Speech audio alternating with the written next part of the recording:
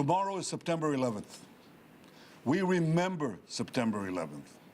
On that day, Islamist terrorists committed the worst savagery on American soil since the founding of the United States.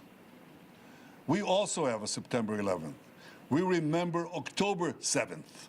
On that day, Islamist terrorists committed the worst savagery against the Jewish people since the Holocaust. What did America do in the wake of September 11th? It promised to hunt down the terrorists who committed this heinous crime wherever they may be. And it also passed a resolution in the Security Council of the UN 2 weeks later that said governments cannot give harbor to terrorists. Well, yesterday, we acted along those lines. We went after the terrorist masterminds who committed the October 7th massacre. And we did so in Qatar, which gives safe haven.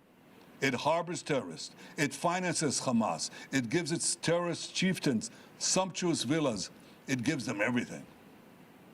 So we did exactly what America did when it went after the terrorists, the Al-Qaeda terrorists in Afghanistan, and after they went and killed Osama bin Laden in Pakistan.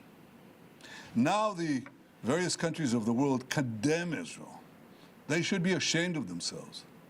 What did they do after America took out Osama bin Laden? Did they say, oh, what a terrible thing was done to Afghanistan or to Pakistan? No, they applauded. They should applaud Israel for standing and up to these same principles and carrying them out. And I say to Qatar and all nations who harbor terrorists, you either expel them or you bring them to justice. Because if you don't, we will.